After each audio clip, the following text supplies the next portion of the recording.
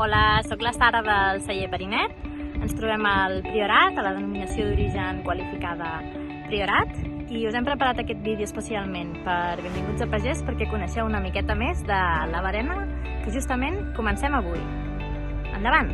Aquí tenim les nostres vinyes amb les típiques terrasses del Priorat.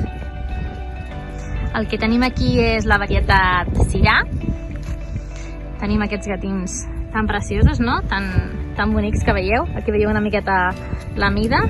Us ensenyaré amb un gra la mida que té el gra, no? En comparativa, diguéssim com una oliveta petiteta, si coneixeu les arbequines, mida oliva arbequina. I pràcticament aquest raïm està a punt ja de ser veremat. Entre aquesta setmana, a principis de la setmana vinent, això ho tindrem collit. Llavors, un raïm ja molt dolç. Veieu que el color que té ja és de maduració completa. Tenim el cep emparrat, que se li diu.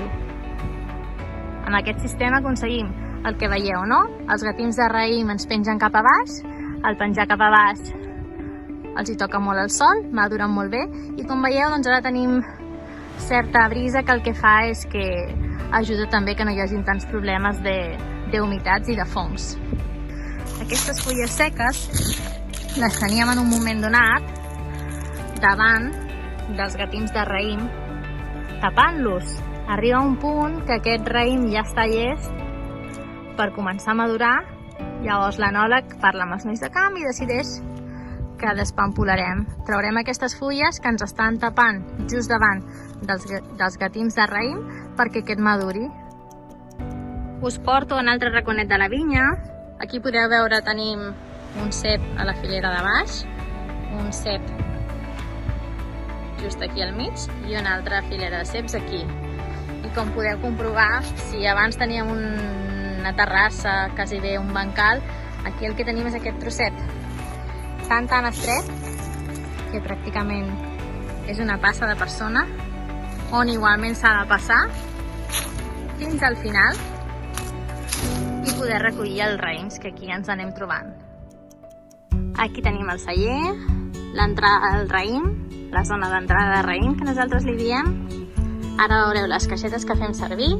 Aquí les tenim col·locades en un palet, les carrega el tractor, i aquí tenim doncs, la verema del dia. Una petita part, alguna part ja ha entrat. Aquí el que podeu veure és un Cabernet Sauvignon.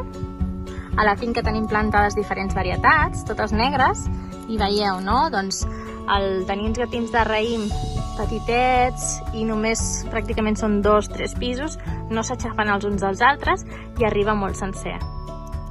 I ara podreu veure la càmera refrigeradora des d'aquí dalt, una miqueta.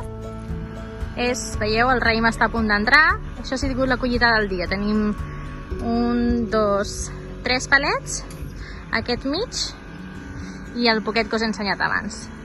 I la part de darrere de la vinya. Amb aquest contenidor la guardarem i quan tinguem una quantitat suficient la començarem a treballar a dintre del celler. Aquí tenim el tractor que acaba d'arribar. Com podeu veure, és un petit tractor que pugui moure's i maniobrar bé per les vinyes i acaba d'arribar amb la càrrega.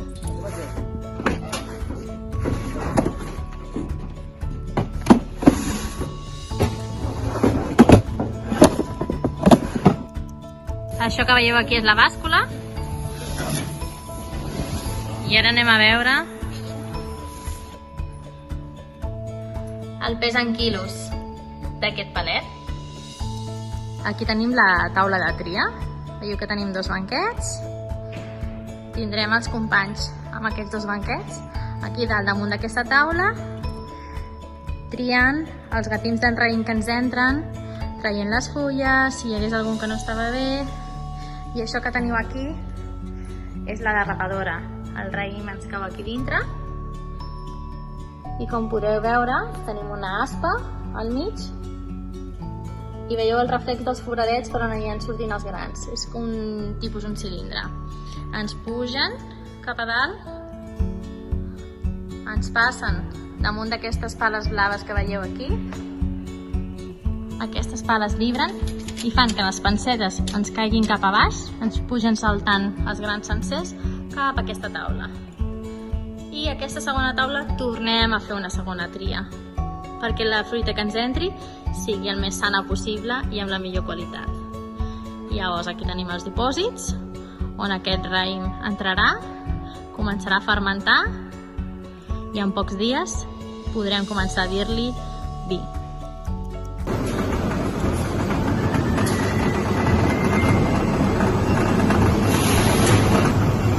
I aquí veieu on les petites s'han anat escolant per aquests foradets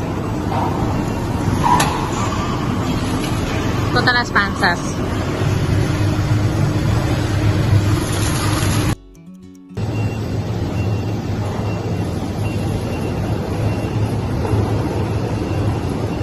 Primer dia d'entrada de raïm al celler. Això és un dipòsit de 1.000 litres.